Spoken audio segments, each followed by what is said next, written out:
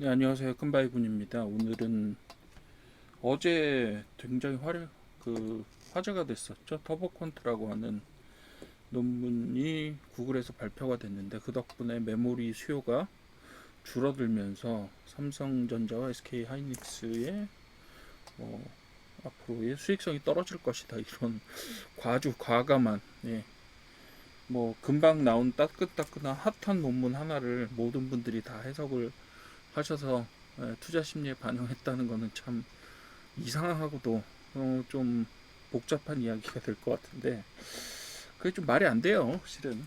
음, 그냥 삼성전자 주가가 어, 떨어질 뭔가 떨어질 필요가 있거나 아니면 그 구실을 붙일 필요가 있기 때문에 그 원인을 찾다 보니까 터보컨트라고 하는 차세대의 키밸류 압축 기술이라고 부르죠. 키밸류의 퀀트나이제이션이라고 부르는데 그 기술, 이게 이제 구실이 된 거죠, 어떻게 보면. 자, 그 기술이 어떤 것인지 간단하게 좀 살펴볼게요. 저희가 뭐 기술적인 부분들, 저도 이제 여러 가지 면에서 이해를 하려고 애를 쓰기는 하지만, 사실상 이 정도의 기술적인 문제들에 대해서 전체적인 구도를 다 알 수 있는 사람이 과연 몇 명이나 될까 싶기는 합니다. 저도 뭐 어느 정도는 아무래도 관계를 그러니까 이쪽 AI하고 관계가 없으신 분들보다 조금 더 이해 수준이 높긴 하지만 전체적으로 논문 수준에서 전체적으로 안전한 일을 한다고 가기는 쉽지 않습니다. 그렇지만 하여튼 최대한 인공지능을 이용해서 최대한 쉽게 설명을 해드리려고 하니까 그 설명을 좀 보시고 그 다음에 어떤 형태로 앞으로 반도체 산업과 이 지금 개발된 터보컨트라는 기술이 저게 될 건지 관련이 될 건지 그런 부분들을 한번 살펴보도록 하겠습니다. 퀀트라고 하시면 제일 먼저 뭐가 떠올라요? 퀀트라고 하면 뭐죠? 그 순간적으로 굉장히 빠른 속도로 그 마이크로초나 아니면 나노초의 속도로 실제로 그 양적 어떤 변화에 따라서 투자를 자동으로 하는 그 퀀트가 떠오르시잖아요. 그 퀀트는 똑같습니다. 양이라는 이야기예요. 양. 퀀티티라고 하는 거에서 출발하는데 요 퀀트하고 좀 다릅니다. 이 퀀트 여기서 퀀트는요.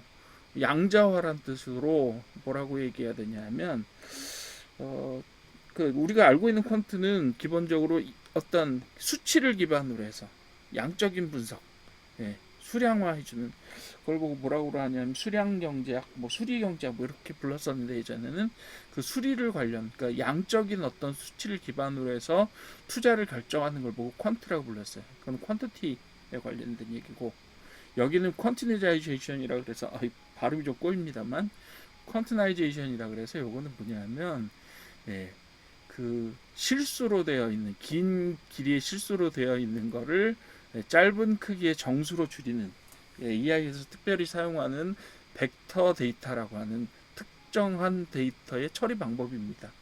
그렇게 해야 어떻게 되느냐 하면 처리 속도도 줄어들고 저장해야 될 양도 줄어들고 GPU에 의해서 처리해야 될 부담도 줄어들게 됩니다. 그걸 보고 퀀트라고 불러요.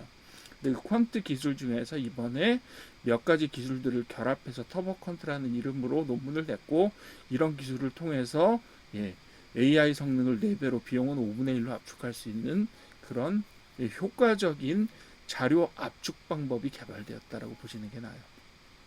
그렇게 보시면 됩니다.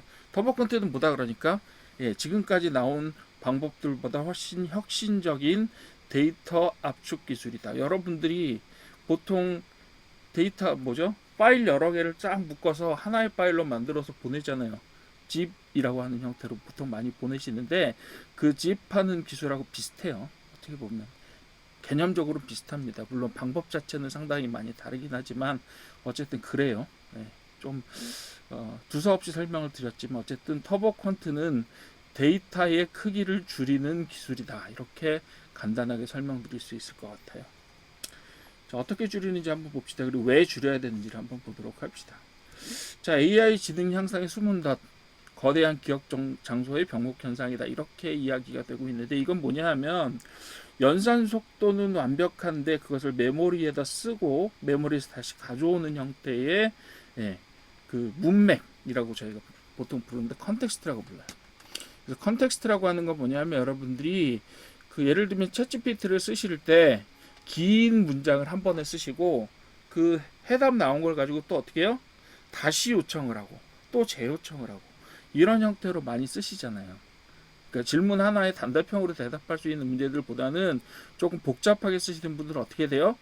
문장이 계속 반복되고 뭐가 인공지능이 대답을 하기 위해서 기억해야 될 요소들이 점점 많아져요. 그걸 보고 컨텍스트라고 부르고 그 컨텍스트 중에서 가장 중요한 어떤 내용들 꼭 기억해서 다음번에 출력에 예, 참고해야 되는 그 어떤 데이터를 기준으로 꼭 필요한 데이터들을 보고 키밸류라고 부릅니다. KV라고 부르는데 그 KV 캐시라고 하는 거. 왜?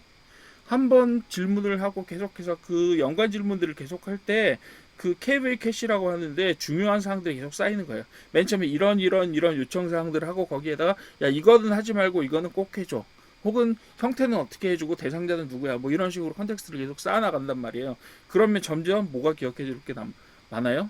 하나의 대화 안에서 기억해야 될 요소들이 점점 늘어납니다. 그러면 그걸 어딘가 저장을 시켰다가 계속 꺼내와야 돼요. 답을 할 때마다. 그죠?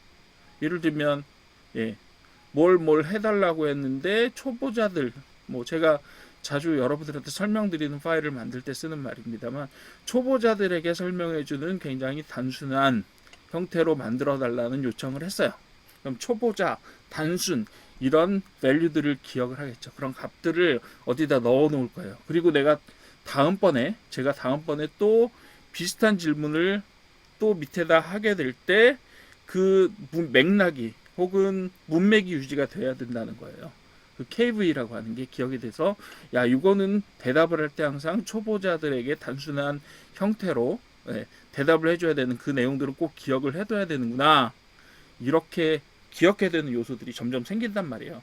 그 다음에 또, 야, 이거는 이런 방향에서 설명했는데 이런 건 하지 말고 이런 방향에서 다시 설명해줘라는 식으로 제가 계속해서 프롬프팅을 할수록, 컨텍스트를 계속 줄수록 그 KV의 필요량이 점점 늘어나는 거죠. 자, 이 부분 때문에 실은, 그 KV를 압축하는 기술들을 계속해서 개발해 나오고 있어요. 왜? 요청 사항들이 점점 늘어나면 늘어날수록 어떻게 돼요? 거기 필요한 메모리가 늘어나니까. 자, 그래서 AI가 버벅거리는 이유는 뭐 연산력이 아니라 메모리에 넣었다가 빼는 그 도로가 막혀 있기 때문에 그렇습니다. 결국 연산은 열심히 했는데 그거를 어떻게 해요? 쌓아놨던 기록에서 뽑아다가 다시 거기에다가 적용을 시키고 이렇게 됐는데 그런 분들이 속도가 느리다라는 이야기죠. 그래서 어떻게 해요? 저기를 하게 됩니다. 압축을 하게 됩니다. 터보 퀀트는 왼쪽에서 들어오시는 것처럼 되게 복잡한 내용들을 작은 어떤 정보 단위로 바꾸어서 출력하게 되는 어떤 알고리즘 같은 겁니다. 그래서 구글 리서치의 최신 기술이고 차세대 벡터 양자화 기술이라고 부릅니다. 하나하나의 말이 다 어려운데요. 우리가 쓰는 말 데이터, 일반적인 요청 데이터를 인공지능에서 기억을 할 때는 벡터라고 하는 형태로 바꿔서 저장을 하게 됩니다. 그 벡터라는 거는 기본적으로 여러 자리에, 여러 단위의 실수, 즉 소수점을 포함한 소수를 포함한 굉장히 긴 수치로 되어 있어요. 말 하나하나가. 여러분들이 그 어떤 질문을 넣잖아요. 그럼 그걸 토큰 단위로 쪼갠다라고 보통 토크나이즈라고 하는 과정을 거치게 되는데요. 그거는 뭐냐면 여러분들이 나는 뭘 한다라고 했을 때 나는 뭘 한다. 요 네 가지가 전부 다 각각의 토큰이 되고 이게 내부적으로 AI 연산에 들어갈 때는 각각 수치로 바꿔서 저장되고 그것을 처리하게 됩니다. 그래서 그 처리해야 되는 수치들 요걸 보고 벡터라고 부르는데요.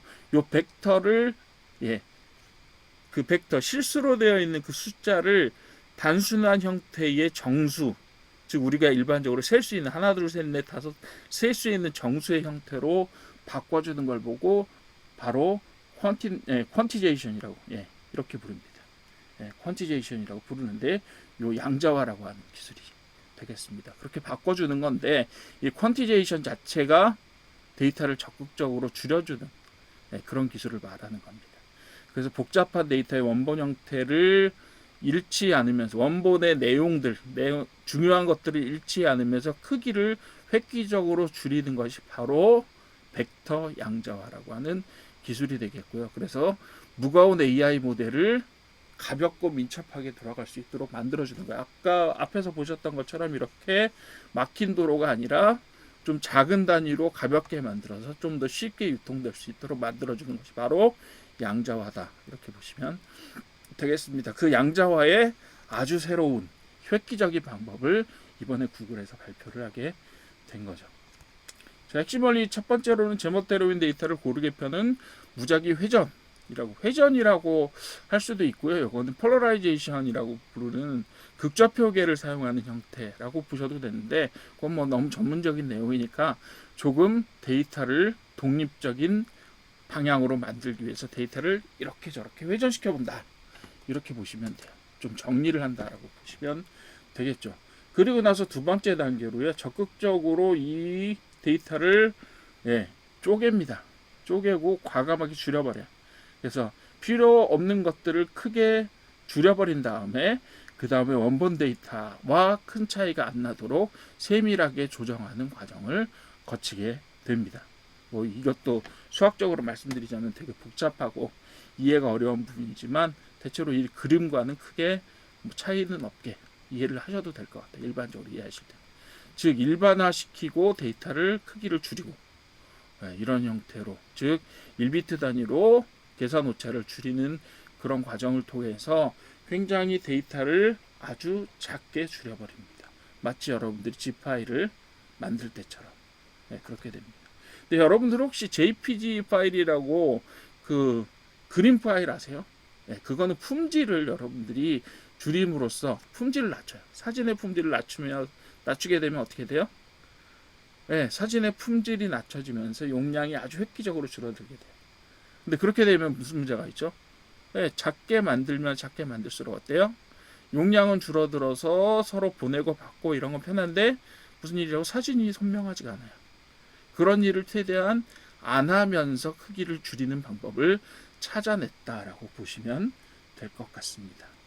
자, 기존 압축 기술의 한계를 완벽하게 극복했다라고 했는데 단순한 토큰 삭제, 앞에 있는 내용들을 삭제해버리거나 아니면 단순하게 양자화를 시켜서 데이터를 줄여버리는 거예요. 예를 들면 3.98 뭐 이렇게 되어 있는 숫자를 4로 그냥 압축해버렸어요. 뒤에 거 다 잘라버리고 반올림해서. 자, 그러면 데이터 자체는 줄어들었지만 뒤에 3점 뒤에 붙었던 그 작은 데이터의 세밀함은 어떻게 돼요? 포기해야 되는 거죠. 예를 들면 뭐랑 비슷해요? 원본 음원 파일을 뭘로 바꾸요? mp3로 바꾸는 것과 비슷합니다. mp3로 바꾸면 확실히 뭐가 없어진다 그래요? 세밀함이 없어진다 이렇게 얘기합니다. 아날로그 오디오 들으시는 분들은 다 그렇게 얘기하는데 자, 세밀함이 없어지는 대신 어떻게 돼요? 데이터 파일이 거의 뭐 20분의 1 이런 수준으로 줄어듭니다. 근데 보통 사람이 듣기에 보통 사람이 활용하기에 큰 문제는 없어요. CD와 뭐 음질에 비해서 크게 문제는 없습니다만 어쨌든 크기를 줄인다. 이렇게 보시면 되는데 이 터보 퀀트는요. 그 크기를 줄임으로써 일상적으로 보통 사람들이 사용하기에 차이가 없다 수준이 아니라 원본 파일과 거의 비슷하다라고 보셔도 됩니다. 원본 파일과 거의 비슷한 수준의 품질을 유지하면서 적극적으로 데이터의 크기를 줄여준다. 이렇게 보시면 돼요. 그래서 압축률은 비슷하죠. 어떻게 보면. 근데 이론적인 오차 방지 증명이 됩니다. 완벽하게 수학적으로 오차가 없다. 원본 데이터가 없다. 오차가 없다라는 것을 증명을 했고요. GPU의 실시간 가속과 호환이 되면서 더 이상 CPU의 순차적인 계산에 의지하지 않아도 된다. 그래서 굉장히 빠른 속도로 적용이 가능하다. 이렇게 되는 거죠. 그럼 어떻게 된다고요? 데이터를 우리가 질문을 넣어서 어떤 모델에 집어넣고 해답을 찾아오는데 훨씬 더 적은 시간이 걸릴 수 있고 메모리도 절약이 된다. 이렇게 되는 겁니다. 그럼 품질이 좋아지겠죠. 왜요? 여러분들 챗GPT 가끔 넣으면 계산 한참 하면서 몇십 초 혹은 1분, 2분 이렇게 대답이 늦게 나올 때 있잖아요. 근데 그런 방목 현상이 줄어들어서 바로바로 해답을 해줄 뿐만 아니라 어떻게 돼요? 데이터의 해답의 품질도 유지가 된다. 이게 바로 터보콘트가 이뤄낸 어떤 혁신이다라고 보시면 되겠습니다. 데이터 증명이요. 메모리는 5분의 1로 AI 지능은 100% 그대로 씁니다. 자, 여기에 보시게 되면 컨텍스트 랭스라고 해서 우리가 문장을 길게 요청을 하면 요청할수록 그리고 기억해야 될 것이 많아지면 많아질수록 어떻게 돼요? 정확도는 떨어집니다. 기존에 썼던 다른 방법들이 다 그렇게 정확도가 떨어지게 돼요. 원래 1.0을 유지를 해야 되는데 어떻게 돼요? 0.4, 0.2 이런 식으로 떨어지게 돼요. 이 컨텍스트 랭스라는 게 바로 기억해야 될 양의 메모리 길이입니다. 그래서 길이가 길어질수록 어떻게 된다고요? 정확도가 더 떨어져요. 제대로 된 내용을 못 찾아줍니다. 그런데 어떻게 돼요? 터보콘트는 계속해서 1.0 수준의 굉장히 높은 정확도를 유지하면서 메모리를 거의 쓰지 않는다. 뭐 이렇게 보셔도 될 것 같아요. 그래서 요거를 객관적인 수학적인 지표로 증명을 했다라고 보시면 될 것 같습니다. 굉장히 많은 케이스를 통해서 이렇게 우리가 여러 방법으로 여러 데이터를 가지고 처리를 해봤는데 데이터의 정확도가 떨어지지 않았다는 것을 논문 안에서 증명을 했던 거죠. 이렇게 보시면 돼요. 자, 지연 없는 완벽한 실시간 AI 스트리밍을 통해서 아까 말씀드렸던 대로 굉장히 빠른 속도로 대답을 해주는 것이 가능합니다. 그러면 빠른 속도로 대답을 해준다는 것은 자, 개개인이 서비스를 이용할 챗GPT를 이용할 때 혹은 제미나이를 이용할 때 제미나이 쪽이 아무래도 앞으로 이용하게 되겠죠. 그 제미나이가 응답 속도가 빠르기 때문에 어떻게 돼요? 굉장히 빠른 속도로 대답을 주는 제미나이를 사람들이 더 많이 찾을 뿐만 아니라 하나의 같은 시스템이 응답해 줄 수 있는 대상자의 숫자가 늘어나게 됩니다. 예를 들면 챗GPT에는 어떤 10초가 걸렸어. 그런데 이번에 속도 계산을 해서 그 제미나이는 2초가 걸린다고 칩시다. 그러면 제미나이는 한 3명 정도를 이 예전과 같은 시스템으로 3명 정도를 응답을 해줘도 어떻게 6초밖에 안 걸려요. 그러면 챗GPT보다 더 높은 성능으로 여러 사람들한테 어떻게 해요? 서비스를 제공해 줄 수 있게 되는 거죠. 데이터 인덱싱이라는 게 바로 데이터를 찾아오는 속도예요. 그러니까 챗GPT한테 물어보면 어떻게 돼요? 데이터를 여기저기 다 뒤져서 자기 학습한 내용 중에서 적절한 내용을 찾아다가 저희한테 전달해 주게 되잖아요. 그런 부분들이 없어지는 거죠. 그렇게 보시면 돼요.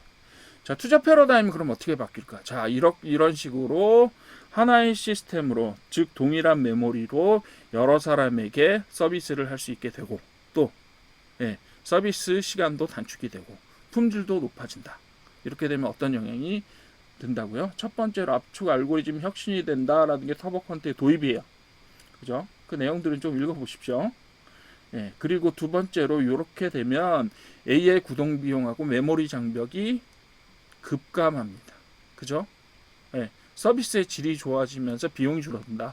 한마디로 이렇게 이야기할 수 있어요. 세 번째로 그렇게 되면 어떻게 돼요? 사람들이 서비스 품질이 높아지니까 점점 더 AI로 유입이 될 겁니다. AI 서비스의 활용이 점점 더 늘어나고 점점 더 복잡한 일들을 정확한 해답을 받을 수 있기 때문에 더 복잡한 일들을 시키게 될 거예요. 그렇게 되면 초거대 컨텍스트 서비스라고 하는 거. 지금 우리가 바이브 코딩이라고 혹시 들어보셨는지 모르겠지만 일반적으로 우리가 인공지능에게 지금까지는 질문하고 답하고 혹은 뭐 그림 만들어줘 이런 단순한 일만 시켰다면 앞으로는 보고서나 논문이나 이런 것들을 쓰게 만들 뿐만 아니라 컴퓨터형 프로그램들, 앱이나 웹을 프로그램하는 것들을 직접 맡길 수 있게 되고 굉장히 복잡한 프로그램도 이제 인공지능에 맡겨서 프로그래밍 할 수 있게 되는 겁니다. 그러면 점점 더 확산되겠죠. 그러면 그럴수록 어떻게 돼요?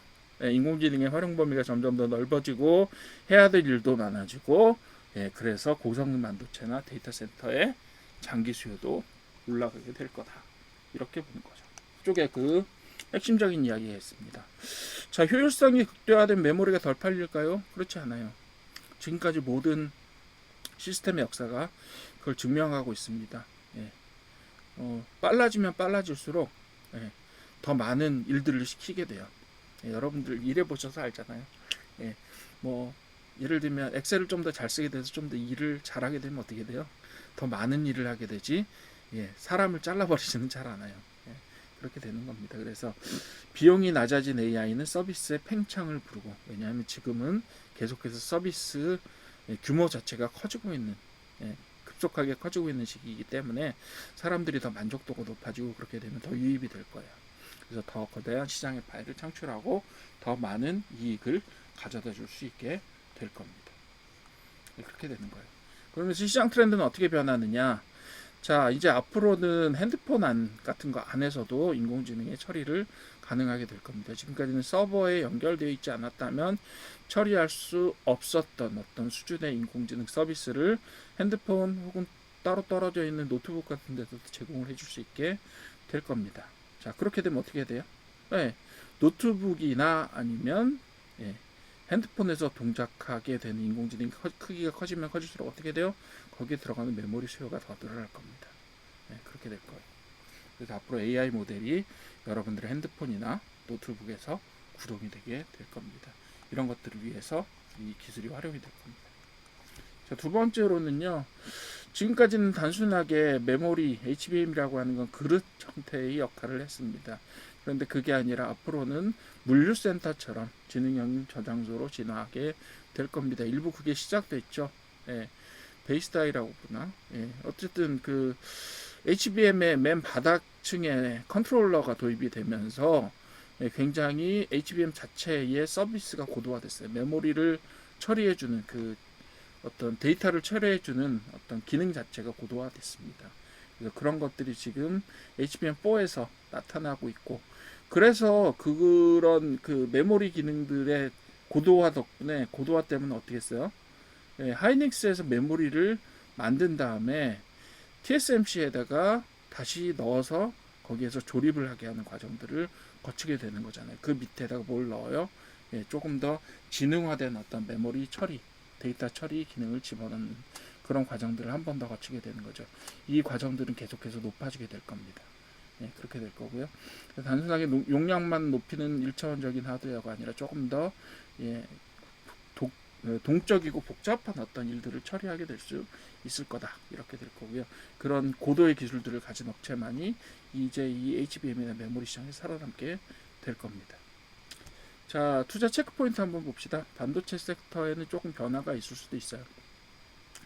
자, 소프트웨어 최적화 역량이 필요하고요. 그래서 AI 프레임워크하고 어떻게 호환하느냐. 이번에 GTC에서 그런 얘기들을 많이 했어요. 실제로. 존슨 왕이 키노트 얘기하면서 그거는 제가 한번 정리해서 알려드렸으니까 그거 참고하시면 돼요.